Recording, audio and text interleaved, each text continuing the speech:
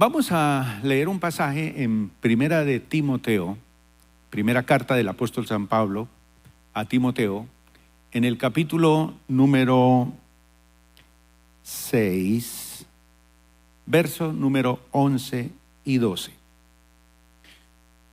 Quiero decirles que esta carta del apóstol San Pablo la escribe a Timoteo, su hijo espiritual, su discípulo, y es una carta que él escribe más o menos en el año 62 al año 66, entre esa época después de Cristo.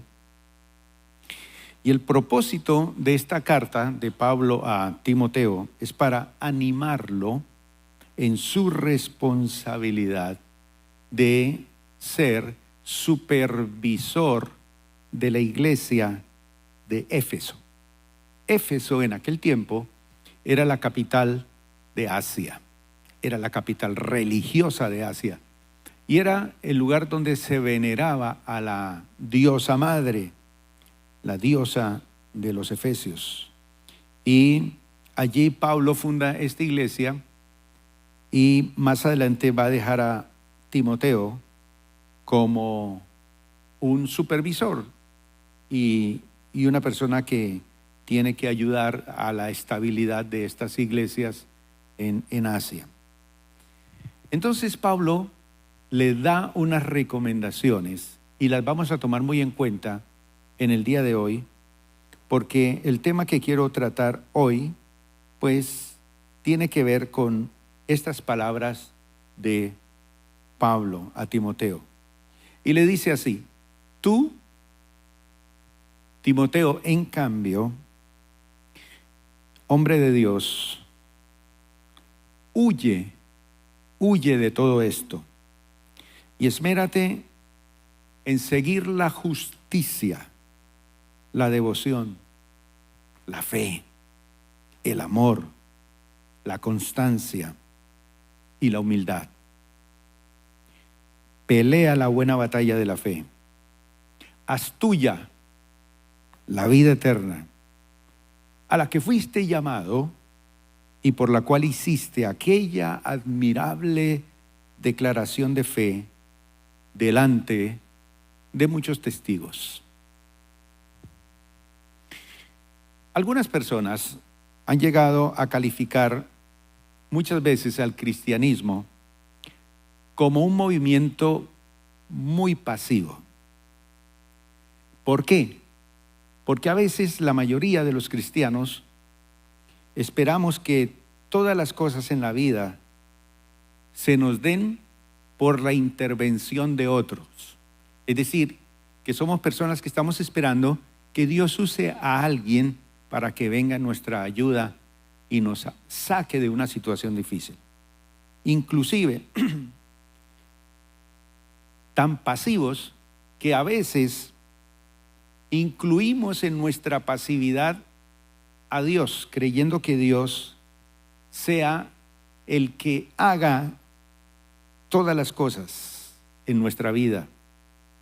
Y nos equivocamos cuando nosotros dejamos que sea Dios quien haga absolutamente todo. Así que es cierto que Dios obra, que Dios actúa y que Dios hace milagros. Es cierto, hay que creer eso, pero también hay que hacer nuestra parte.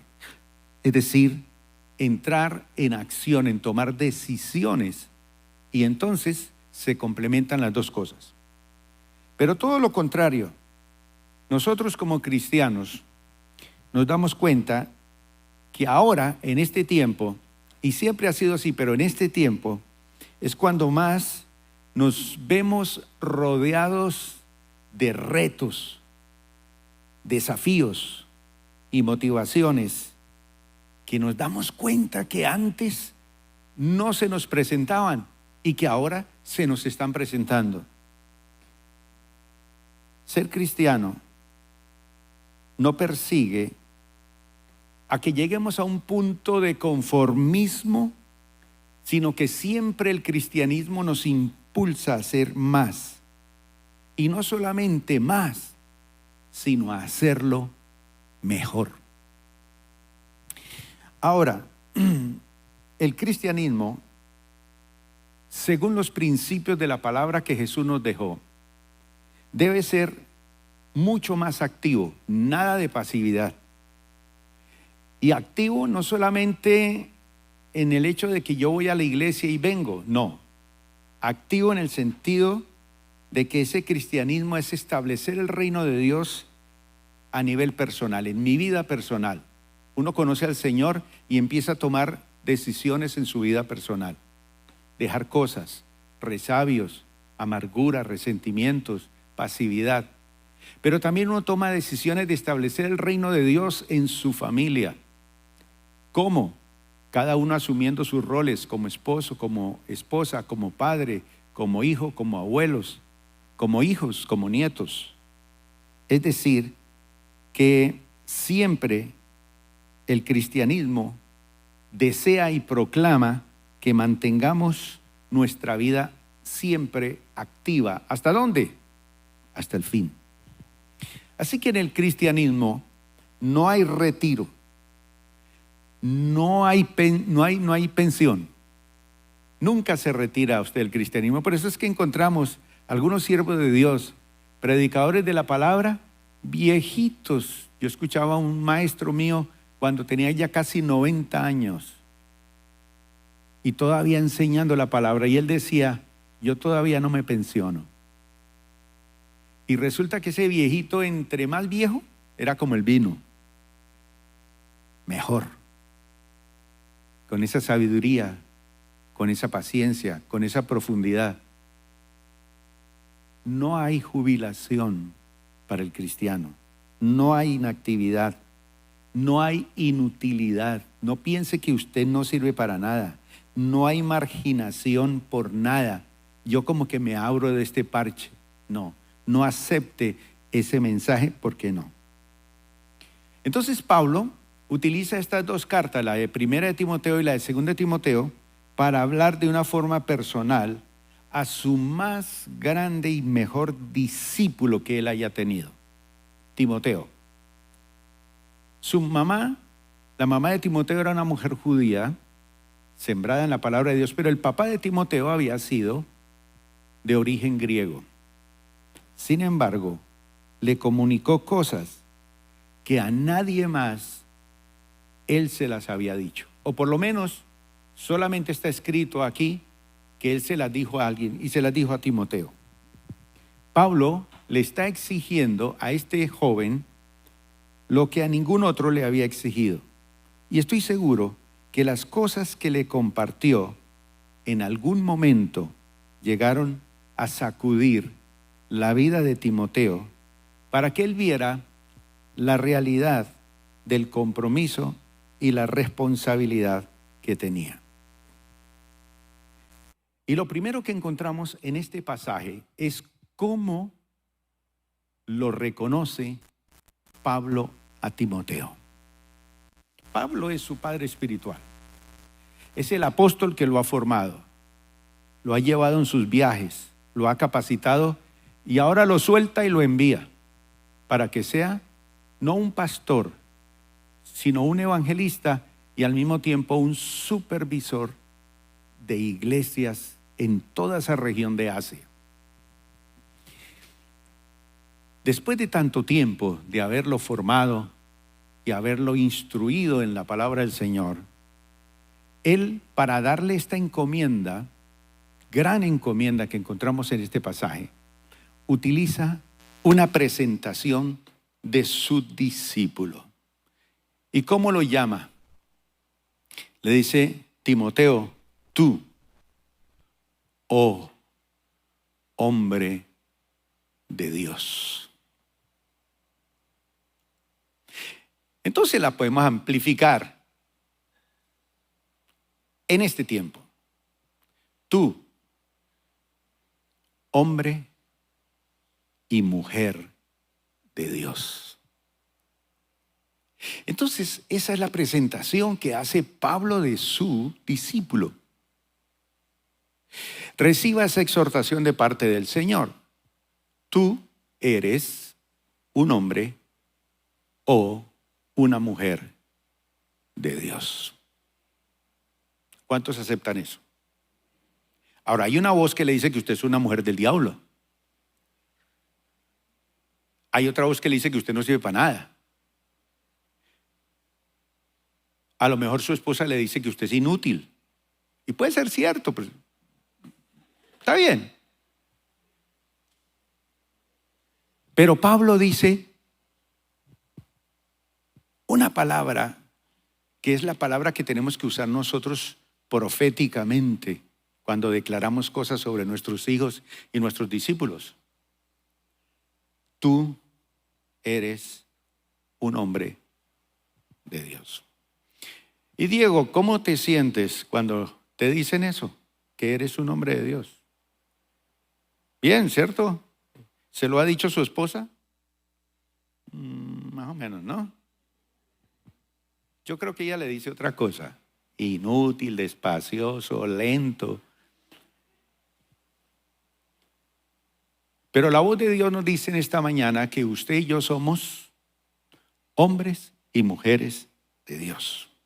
Ahora, yo sé que hay personas que necesitan aprobación, que buscan aprobación.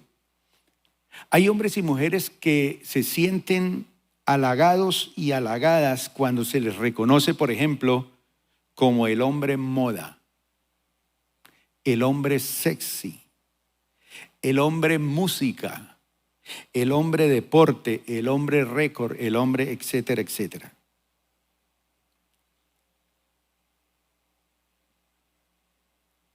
Recuerdo en una ocasión escuchando a los famosos reyes de la salsa que conocen a Cristo y empiezan a hablar del Señor y ellos decían, todo el mundo tiene una locura. El problema no es estar loco. El problema es la locura que tenga cada ser humano.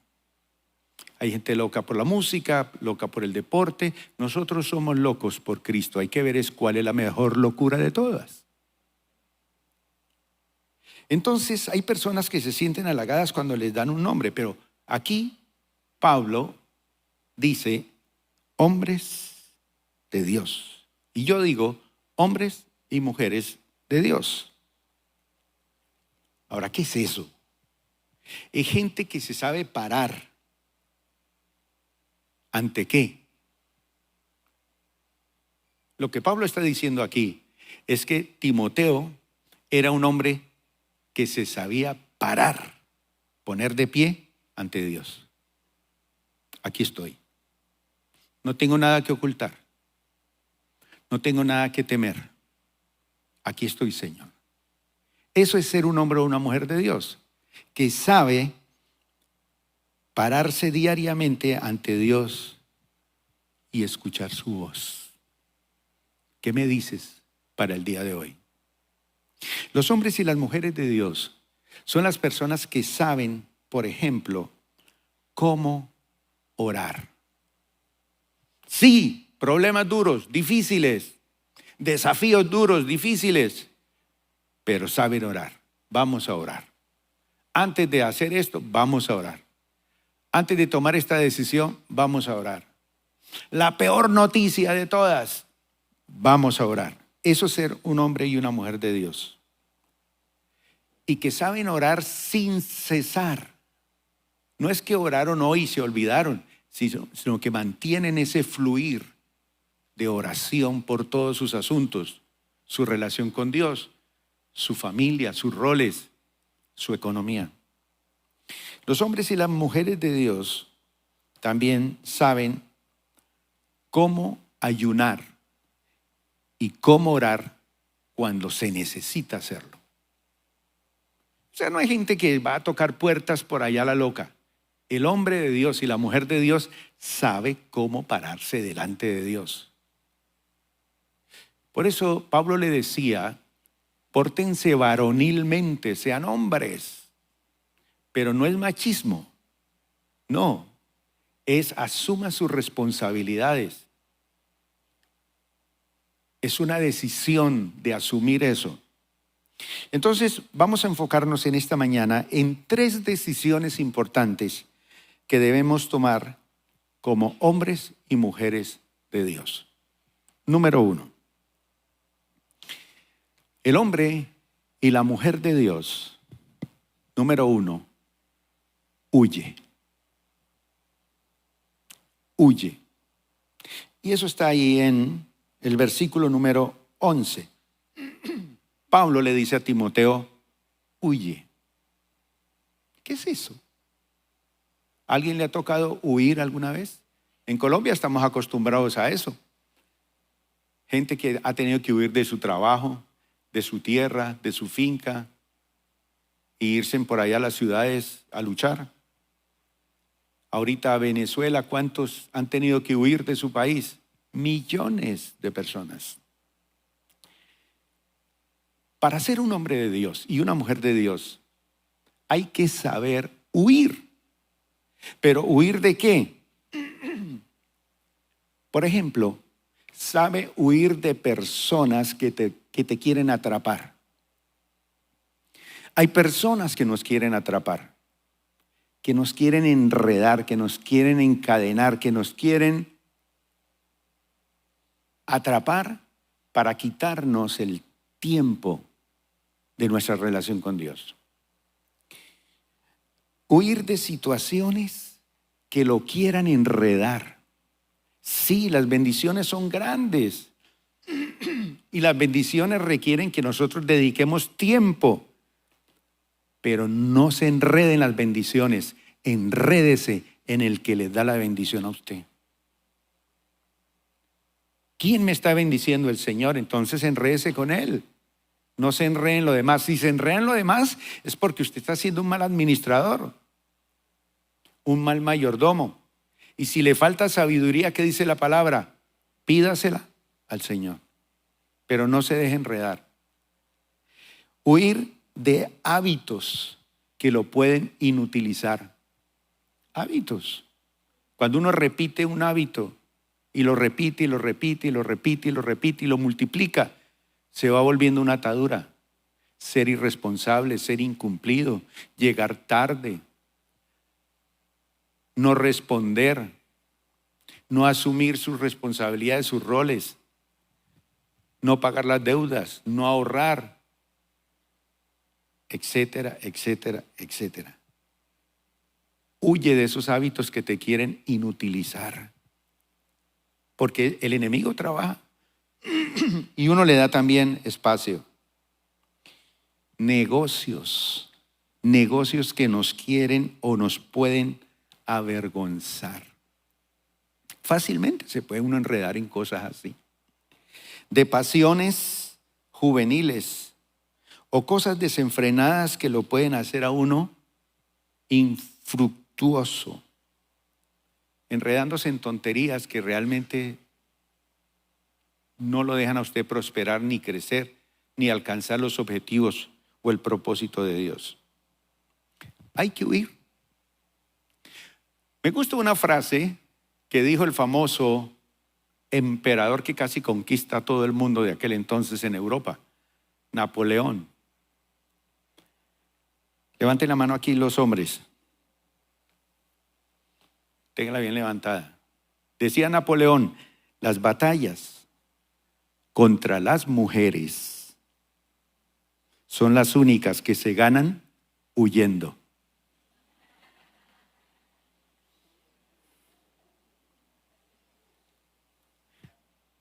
Y lo dijo un gran emperador, ¿no? No hay ninguna forma de ganarle usted una batalla a su esposa, a las mujeres, solamente huyendo. Pero en el sentido de la vida, hay cosas que uno tiene que saber huir, salirse, retirarse, alejarse.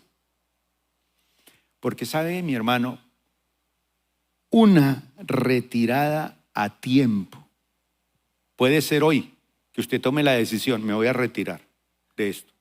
Una retirada a tiempo es una victoria. no una derrota. Retírese a tiempo. Usted en estos momentos dice, uy, estoy tan emproblemado, pero gracias a Dios me retiré hace 2 años de esto. Y si está envainado ahí, con 2 años que tomó decisión, ¿qué tal si no se retira? Pasa los siguientes 20 años enredado, endeudado, esclavo de los bancos, esclavo de las deudas, esclavo de tantas cosas.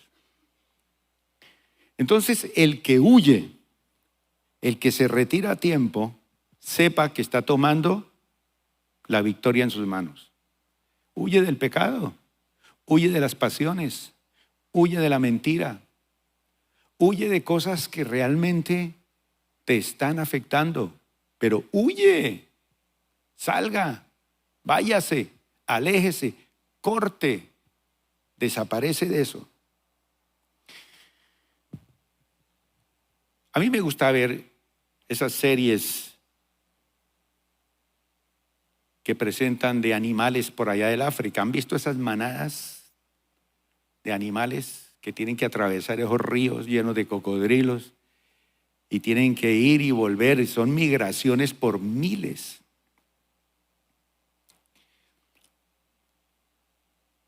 Pero los animalitos que no aprenden a correr con la manada, incluso ustedes ven esos ñu, los ñu cuando nacen ya están corriendo.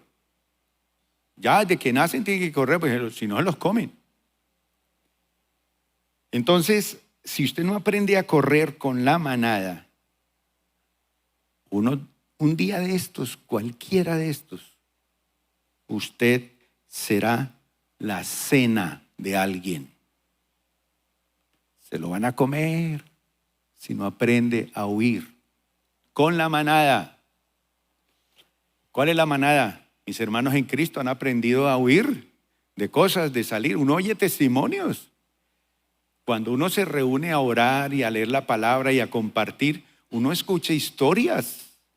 Vengan a los ayunos y verá que usted va a escuchar historias edificantes de gente que tomó decisiones a tiempo. Pero como usted no ha aprendido a correr con la manada y a correr en la dirección correcta, un día de estos usted va a hacer la cena de alguien. Alguien se lo va a comer. Entonces no hemos venido a este mundo solo para pasarla bien. Hemos venido a este mundo, ya que conocemos la palabra de Dios, para hacer la voluntad de Dios y cumplir su propósito. Dios tiene un propósito para su vida. Estos días estaba hablando con una muchacha que hizo todo el proceso con nosotros en la iglesia desde la pandemia. Y ella vino al encuentro, hizo los pasos, hizo todos los niveles, y cuando terminó, pues le dijimos, mijita, pues busque allá en su pueblo y conéctese a una buena iglesia, porque de ahí para allá ya hicimos lo que teníamos que hacer. Y ella lo hizo. Y casi un año después nos llama para decirnos, pastores, quiero contarles que necesito su ayuda. Y dijimos, claro, con muchísimo gusto. ¿Qué necesita? Es que el Señor me ha llamado y quiero servirle al Señor. Póngale pues. He encontrado el propósito de Dios para mi vida. Y ahorita en enero recibe su título en su especialización. Ya hizo su carrera profesional y ahora termina su especialización. Inclusive quiere hacer su doctorado. Pero tuvo el llamado del Señor y quiere dedicar su vida a predicar el Evangelio. A eso vinimos aquí, a hacer la voluntad de Dios y cumplir con su propósito. Obviamente ella tiene que superar muchas cosas, porque sus padres invirtieron en ella y todos sueñan que ella sea un gran personaje allá en esa población. Pero ella ha dicho, bueno, yo quiero ser bombero, imagínense.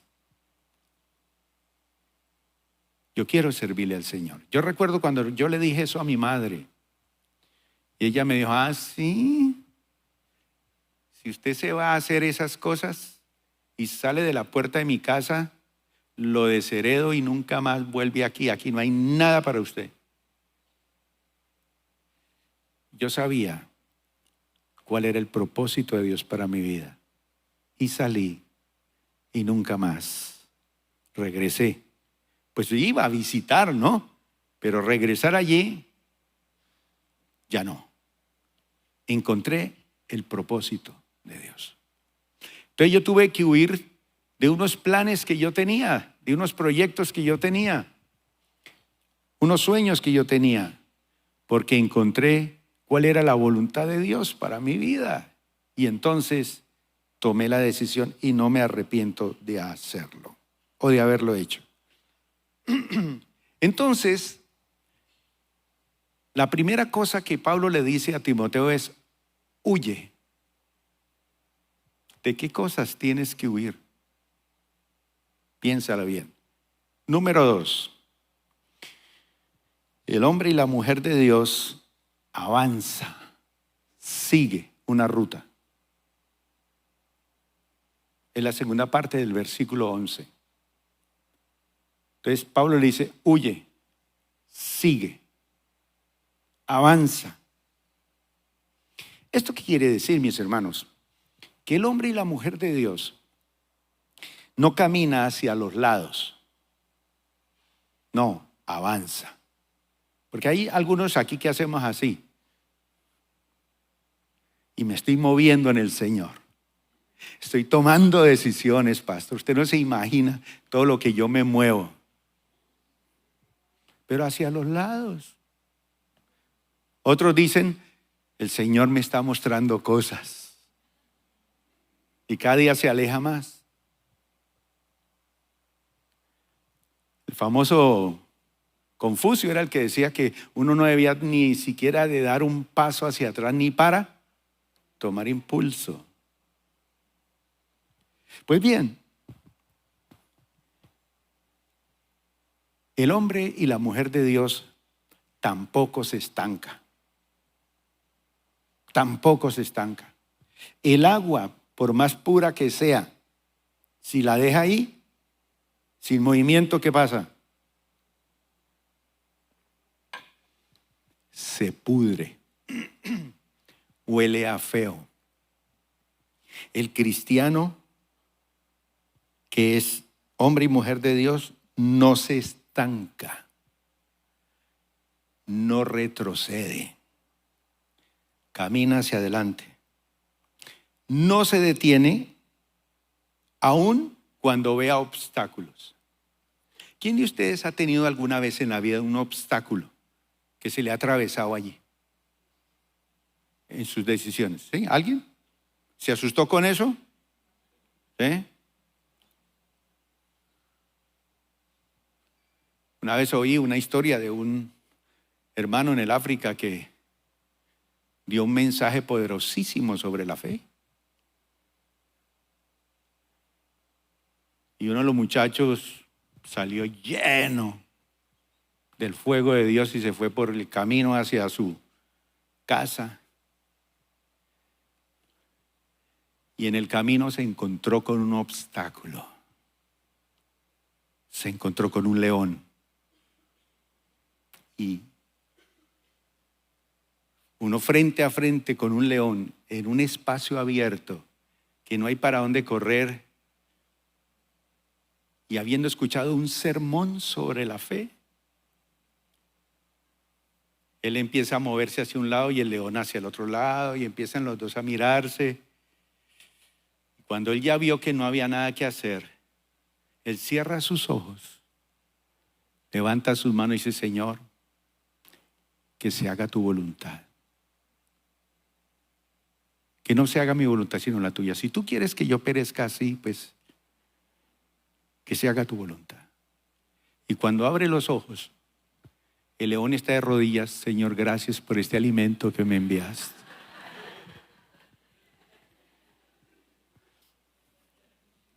Tú eres fiel, Señor.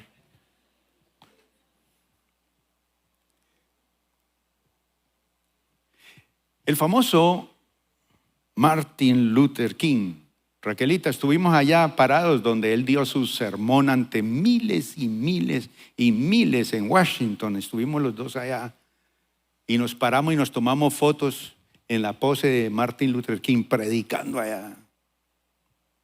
Para que nosotros estábamos allí sin nada, vacíos. Pero ese hombre tuvo lleno esa plaza allá. Y el famoso pastor Martin Luther King decía unas frases muy, muy claves, ¿no? Y una de ellas me gustó y la escribí. Él decía, si no puedes volar, ¿alguien aquí no puede volar? Levante la mano. Si alguien no puede volar, dice él, corre. Corra. Si no puedes correr, camina. Si no puedes caminar, gatea. Pero sigue avanzando hacia la meta. Avanza hacia la meta. No te detengas. Hay una meta, hay que seguir. ¿Y qué dice Pablo aquí a Timoteo? Le dice, sigue la justicia. ¿Qué es eso? Ser un hombre y una mujer de Dios es una persona que desea hacer las cosas correctas. Siempre. Voy a hacer las cosas correctas. El hombre y la mujer de Dios que sigue la justicia es el que busca constantemente el equilibrio y la igualdad. Y cuando esta muchacha me llama y me dice, pastor, es que he sentido un llamado del Señor, es porque yo nací en plenitud, conocí el evangelio en plenitud y el Señor hizo cosas grandes, pero aquí en esta iglesia donde estoy es tan diferente todo, tan así que estoy peligrando con mi salud mental. ¡Wow! Es una iglesia que tiene actividad el lunes, martes, miércoles, jueves, viernes, sábado y luego comienza otra vez lunes, martes, miércoles. Y exigencia y exigencia y exigencia y esa muchacha está toteada. Y yo no quiero eso. Entonces, el hombre y la mujer de Dios están en la búsqueda constante del equilibrio, de la igualdad. Están listos a que cada uno reciba lo que le corresponde, sin parcialidad ni favoritismos. Segunda cosa que le dice Pablo a Timoteo, sigue la piedad, la bondad, la generosidad. Esta muchacha me dice, yo quiero servirle al Señor. Si usted es de esas personas que dicen, yo quiero servir al Señor, sepa que usted va a dirigir almas y el que dirige almas debe ser ante todo una persona de oración. Si va a dirigir almas, tiene que ser un hombre y una mujer de oración. Para que usted lleve las almas a Dios no basta un vago y superficial conocimiento del camino. No, es necesario que usted lo recorra y lo conozca con todas sus dificultades. Usted debe de luchar por tener una vida mejor, una vida interior, un trato con Jesús y ejemplo. Eso es, sigue la piedad. Tercero, Pablo le dice, sigue la fe, aunque otros se aparten de ella. Es muy fácil apartarse de la fe. ¿Cuántos taxistas usted le ha hablado de Cristo y ya están fuera de las cosas del Señor? Y le dicen, yo dirigí 500 células. Sigue la fe. Es una persona que sigue dependiendo de Dios en todo lo que hace. Eso es ser hombre y mujer de Dios. Yo dependo de Dios en todo lo que hago.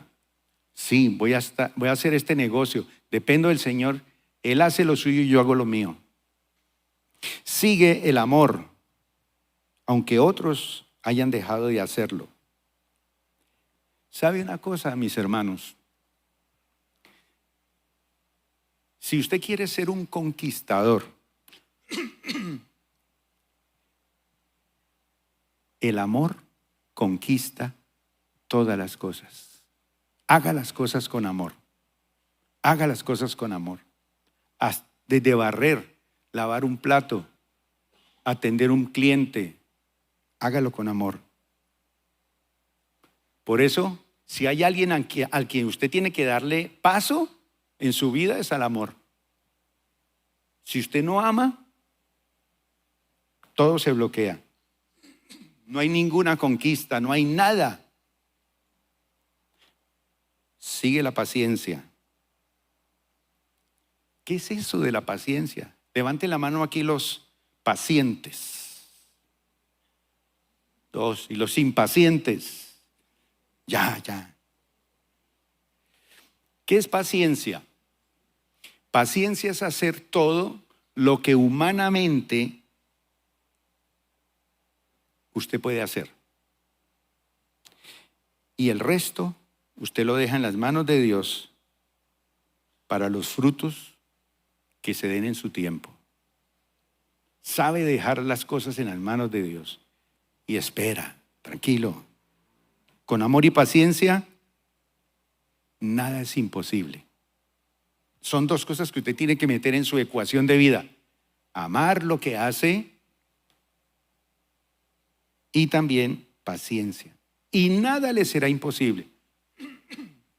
Jesús dijo que uno le puede decir a un monte, trasládese de aquí para allá, y será hecho si tiene fe.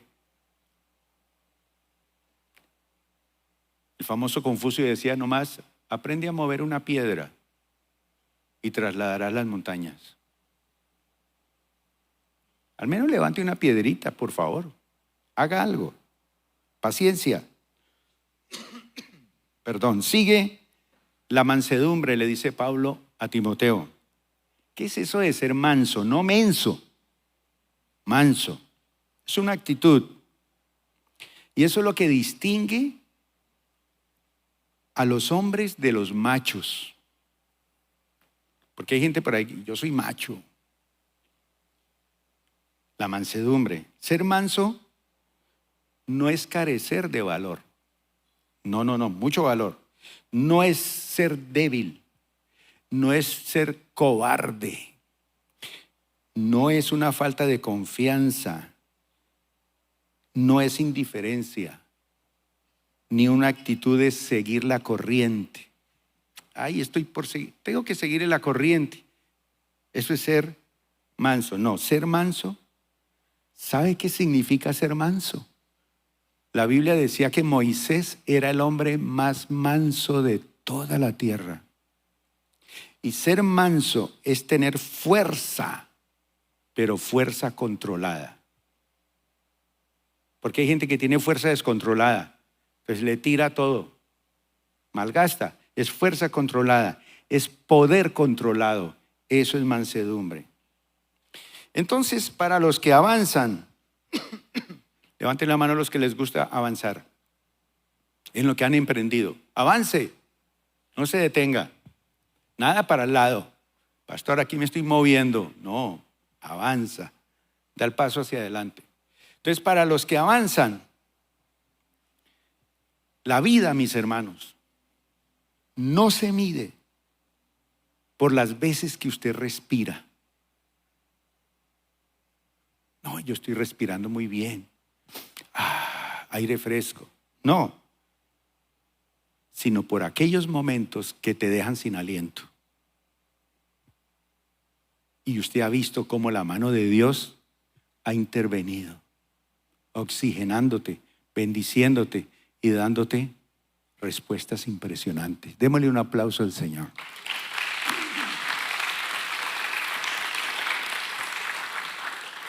Ahora, yo sé que más de uno de los que estamos aquí, cuando se trata de avanzar, pues uno está buscando oportunidades. Y hay muchos que están orando, Señor, Dame una oportunidad. Estoy escuchando. Una oportunidad que me llame. Una oportunidad. Bueno, si la oportunidad no te llama, ¿qué tienes que hacer?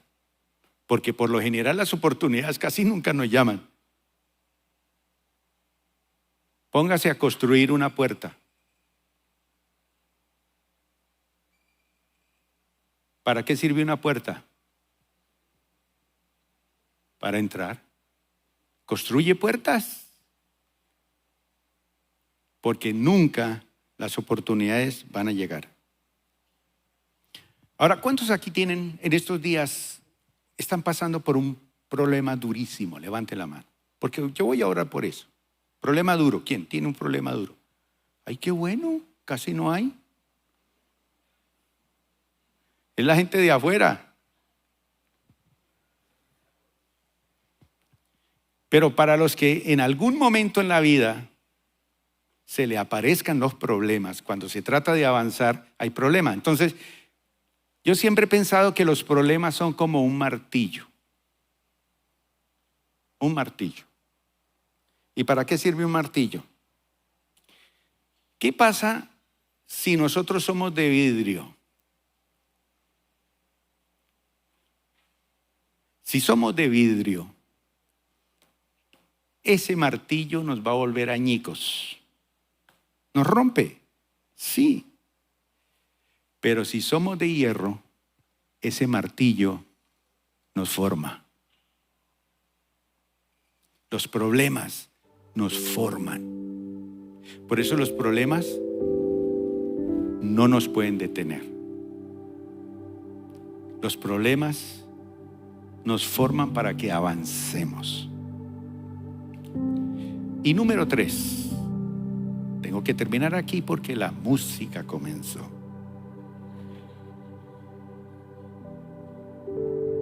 El versículo 12 nos dice que el hombre y la mujer de Dios pelea.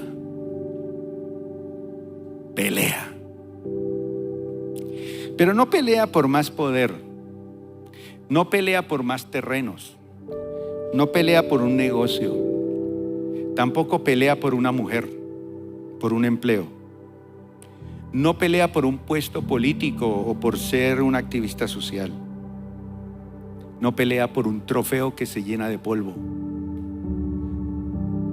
Pelea para establecer el reino de Dios en su vida, en su familia y en su economía. Esa es la pelea. Pelea la buena batalla, dice Pablo a Timoteo. Pero peleamos por otras cosas que no tienen sentido.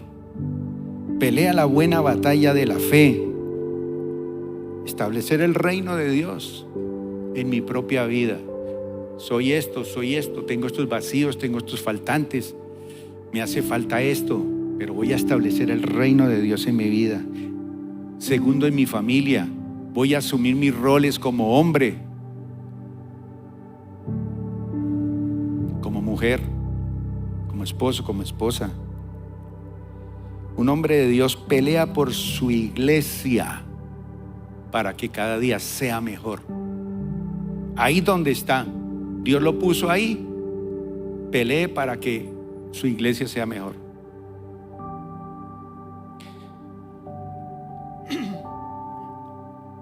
No sé cuántos de ustedes tienen talento para pelear,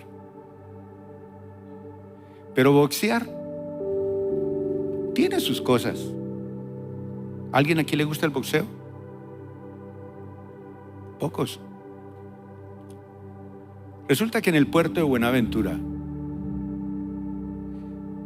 mi iglesia no crecía, era pequeña.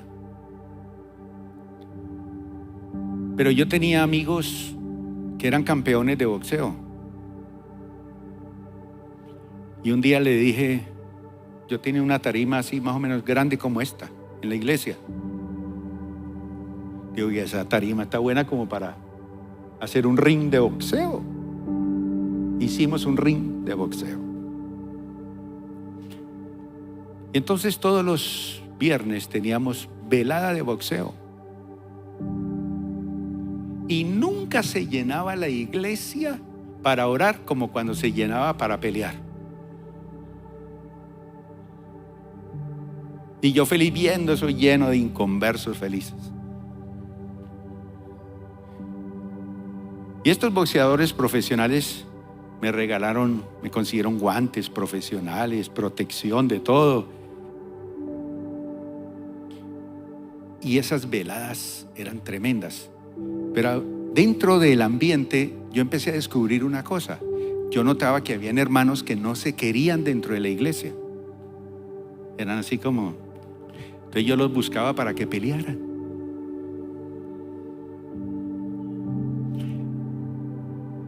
Y recuerdo una anécdota así interesante, y es que había uno de ellos que era mala gente, malo. Y no lo querían así mucho. Y yo sabía que había alguien que le tenía una bronquita a él, y él también le tenía una bronquita a él. Armé la pelea. Y eso fue estelar, porque esa noche era... Entonces yo llamé aparte al que era más cristianito y le dije: hermano, se vale todo.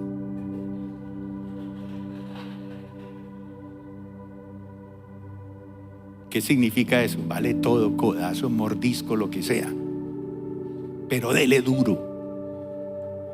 Y luego fui y hablé con el otro: hermano,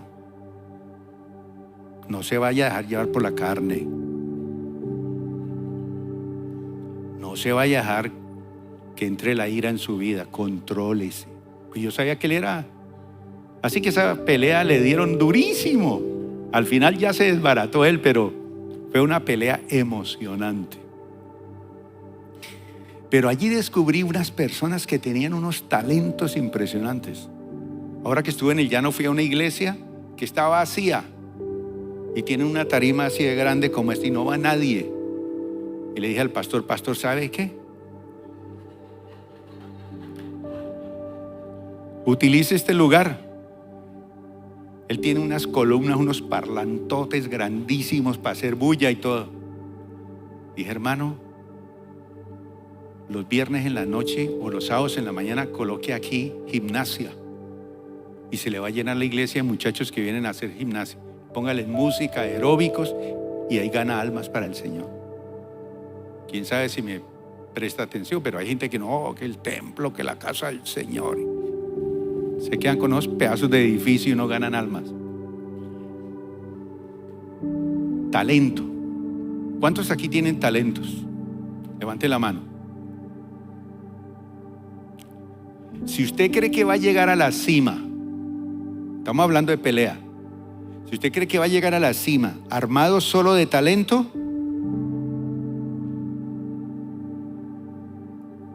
lo desanimo. Yo sé que Dios te ha dado el talento, pero oiga bien, el trabajo transforma el talento en genio. Cuando usted tiene talento, pero trabaja, pelea, toma decisiones, se vuelve usted un genio y Dios lo bendice. Dios lo bendice. Colóquese de pie, mi hermano.